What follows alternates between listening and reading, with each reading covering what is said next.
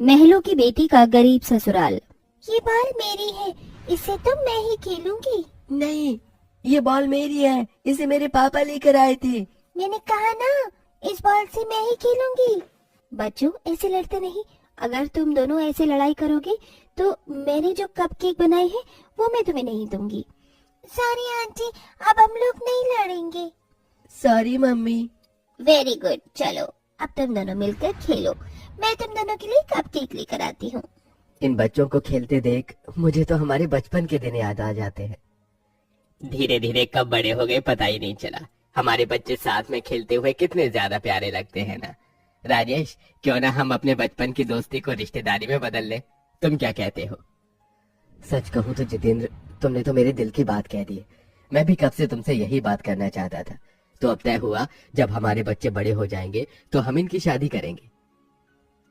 इतना कहकर बचपन के दोस्त राजेश और जितेंद्र एक दूसरे के गले मिलते हैं। राजेश और जितेंद्र शहर के सबसे बड़े बिजनेसमैन थे। इन दोनों का घर किसी महलों से कम नहीं था।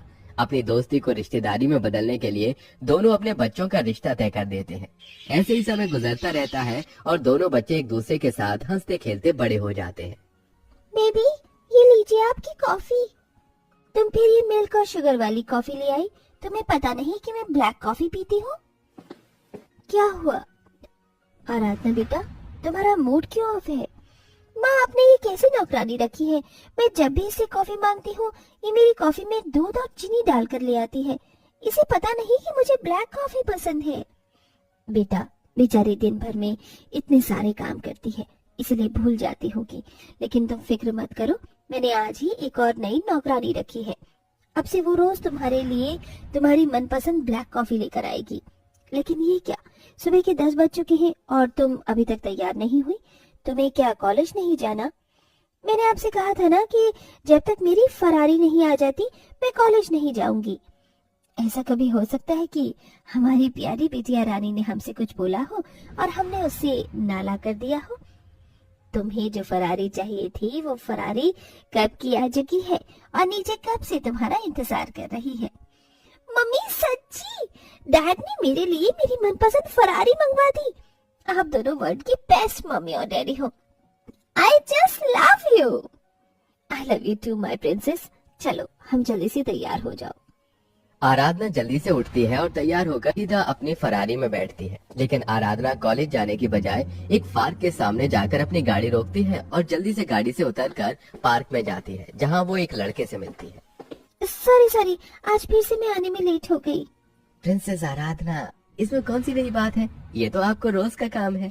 सॉरी बाबा, आप कितना गुस्सा करोगे? प्लीज मुझे माफ कर दो। सॉरी। ठीक है, माफ किया, लेकिन अगली बार से लेट मत होना। ये लड़का कोई और नहीं बल्कि अरमान था, जिससे आराधना के माता पिता ने बचपन में आराधना का रिश्ता तय किया था। अरमान, अब तो मेरी पढ़ाई भी पूरी होने वाली है, क्यों ना अब हम जल्दी से अपने मम्मी डैडी से बात करके शादी कर लें। बचपन में हमारे मम्मी पापा ने हमारा रिश्ता तय किया था, लेकिन अब मुझे ऐसा लगता है कि हमारी शादी होना मुश्किल है। जब से पापा के बिजनेस में लॉस हुआ है तब से हम लोग एक छोटे से किराए के मकान में रह रहे हैं। अब ना ही हमारे पास रहने के लिए कोई बड़ा घर है और ना ही अपनी ख्वाहिशों को पूरा करने के लिए पैसे। मैं ये सब जानती हूँ, लेकिन हमने बचपन से एक दूसरे से प्यार किया है, तो अब हमें कोई अलग नहीं कर सकता। और ये रिश्ता तो हमारे पापा ने तय किया था। मुझे नहीं लगता कि वो इससे अब इनकार करेंगे। जहाँ अरमान और आराधना की बचपन की दोस्ती प्यार के रिश्ते में बदल गई थी और दोनों एक दूसरे के बिना नहीं रह सकते थे, वहीं अब तो आराधना की भी पढ़ाई पूरी होने वाली है, तो क्यों ना अब आप राजेश भाई साहब से बात करके बच्चों की शादी का मुहूर्त निकलवाइए। मैं तो कब से ये सोच रहा था, मैं कल ही जाकर राजेश से बच्चों की शादी का मुहूर्त निकलवाता हूँ। अगले दिन होते ही जितेंद्र अपने बचपन के दोस्त राजेश के घर जाता है। राजेश, कैसा है तू? अरे ठीक हूँ, लेकिन तू यहाँ क्या कर रहा है? भूल गया, बचपन में हम दोनों ने अपने बच्चों का रिश्ता तय किया था। अब उन दोनों की उम्र शादी लायक हो चुकी है। अब बता, कब भेज रहा है अपनी बेटी को मेरे घर की बहू बनाकर? मेरी बेटी तेरे घर की बहू बनेगी, भूल मत। ये रिश्ता मैंने तब तय किया था जब तू मेरी तरह अमीर था। अब तो मेरे घर के नौकर से भी ज्यादा गरीब है। तुझे क्या लगता है अब मैं ये रिश्ता कर दूंगा? राजेश की बात सुन जितेंद्र का दिल टूट जाता है। वहीं आराधना को जैसे ही ये बात पता चलती है। मम्मी पापा, मैं अरमान से प्यार करती हूँ और उससे शादी करना चाहती हूँ। आपने ही तो बचपन में मेरा रिश्ता अरमान से तय किया था, तो अब क्या प्रॉब्लम है? तू कहीं पागल तो नहीं हो गई है?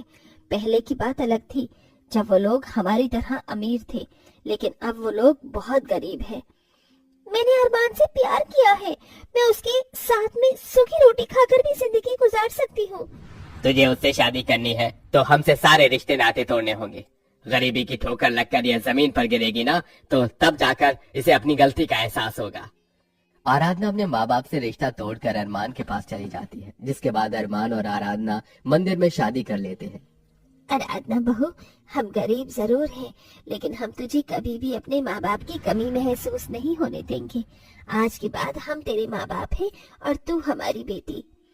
एक बहू के लिए इससे बड़ी और क्या बात हो सकती है, जब उसकी सास ससुर उसे अपनी बहू नहीं बल्कि बेटी समझे। आराधना ने अपने प्यार के लिए सब कुछ कुर्बान कर दिया था, लेकिन उसे ये नहीं पता था कि एक गरीब की जिंदगी जीना कितना मुश्किल होगा। ये चूल्हा क्या है? कब से कोशिश कर रही हूँ, लेकिन जल ही नहीं रहा। खास खास कर मेरे सीने में दर्द शुरू हो गया है। आराधना बहू, तू यहाँ चूल्हे के पास क्या कर रही है? माँ जी, आज मेरी पहली रसोई की रस्म है, इसलिए मैं आप सब लोगों के लिए खीर बना रही थी। लेकिन देखिए ना, ये चूल्हा तो जल ही नहीं रहा। जरा अपनी हालत तो देख, खास खास कर तेरी क्या हालत हो गई है। तो जा, मैं तेरे लिए खीर बना देती हूँ। दीप्ति आराधना को चूल्हे के पास से हटाकर उसके लिए अपने हाथों से खीर बनाती है और उसे अपने हाथों से खिलाती है। समय बीतने के साथ साथ आराधना अपनी सास को देख रेख कर धीरे धीरे घर के कामों को जान रही थी और अब बेचारी भी घर के कामों को करने की कोशिश करती है। इस गोबर में से कितनी ज्यादा गंदी बदबू आ रही है, लेकिन मुझे ये उपले तो बनाने ही होंगे। आराधना नाक पर कपड़ा बांधकर गोबर से उपले बनाती है। अब आराधना जैसे ही घर के अंदर जाने लगती है कि तभी गोबर पर पैर रखने की वजह से फिसलकर सीधा नीचे गिर जाती है। आराधना की चिल्लाने की आवाज सुन दीप्ति और जितेंद्र भी वहां जाते हैं। मेरी कमर। अरे क्या हुआ आराधना बहू, तू ठीक तो है ना? हाँ पिताजी, बस वो मैंने देखा नहीं कि नीचे गोबर रखा है, इसलिए मैं उस पर पैर रखते ही फिसल गई। मैंने कहा था ना कि तू ये सब काम मत कर, लेकिन तू है कि मेरी सुनती ही नहीं। दीप्ति जितेंद्र दोनों मिलकर आराधना को उठाते हैं और अंदर ले जाकर उसके पैर पर दवाई लगाने लगते हैं। माँ जी, ये आप क्या कर रही हैं? आप मेरे पैरों को मत छूइए। दीप्ति बहू, तू क्यों भूल जाती है कि तू मेरी बहू होने के साथ साथ अब बेटी भी है मेरी, और एक माँ अपनी बेटी का ख्याल नहीं रखेगी तो कौन रखेगा? अपनी सास ससुर के दिल में अपने लिए इतना प्यार देख आराधना की आंखों में आंसू आ जाते हैं। ऐसे ही समय गुजरता रहता है और एक दिन लगता है मुझे जिंदगी भर मेहनत मजदूरी ही करनी पड़ेगी। आज भी कंपनी वालों ने मुझे इंटरव्यू में सेलेक्ट नहीं किया। मैं जानती हूँ आप बहुत ज्यादा परेशान हैं, लेकिन आजकल के समय में जॉब मिलना बहुत ज्यादा मुश्किल है। आजकल तो बस अपना बिजनेस ही सबसे अच्छा काम है, तो क्यों ना हम लोग भी एक बिजनेस शुरू करें। आजकल फूड ब्राइटनेस बहुत ज्यादा अच्छा चल रहा है, ऊपर से माँ जी तो इतना अच्छा खाना बनाती है। हम चाहे तो अपने फूड बिजनेस का एक छोटा सा स्टार्टअप कर सकते हैं। तुम्हारी बात ठीक है, लेकिन इसके लिए हमें पैसों की जरूरत होगी और हमारे पास तो एक फूटी कौड़ी भी नहीं है। आप फिक्र मत कीजिए, ये सोने का लॉकेट मुझे मेरी मम्मी ने दिया था, हम इसे बेचकर अपना फूड बिजनेस स्टार्ट कर सकते हैं। अपने ससुराल वालों के लिए आराधना अपनी माँ का दिया हुआ सोने का लॉकेट बेचकर पैसे ले आती है, जिसके बाद अब सभी लोग मिलकर अपना एक छोटा सा फूड बिजनेस स्टार्ट करते हैं। समय बीतने के साथ साथ इन सभी का फूड बिजनेस अब धीरे धीरे बढ़ने लगता है और सिर्फ 6 महीना में ही इन लोगों की मेहनत रंग लाती है और अब इनके पास काफी सारे होटल और रेस्टोरेंट भी होते हैं। वहीं जब ये बात राजेश और ज्योति को पता चलती है तो उन्हें भी अपनी गलती का एहसास होता है। जितेंद्र, मेरे बचपन के दोस्त, मुझे माफ कर दे।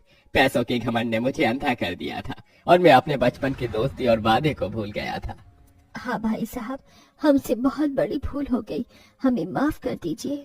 राजेश मेरे दोस्त, तुझे मुझसे माफी मांगने की कोई जरूरत नहीं है।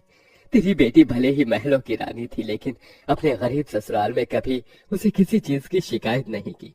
आज जो ये सब कुछ पहले की तरह हो पाया है, ये सब सिर्फ आराधना की वजह से हुआ है। अगर आराधना नहीं होती तो हम लोग अभी भी उस गरीबी में ही जी रहे होते। दीप्ति और जितेंद्र की बात सुन राजेश और ज्योति को आराधना पर बहुत गर्व होता है, जिसके बाद आराधना का अपने माँ बाप से रिश्ता बिल्कुल पहले की तरह हो जाता है। वहीं राजेश और जितेंद्र की बचपन की दोस्ती भी अब बिल्कुल पहले की तरह हो जाती है और सब खुशी खुशी रहते हैं।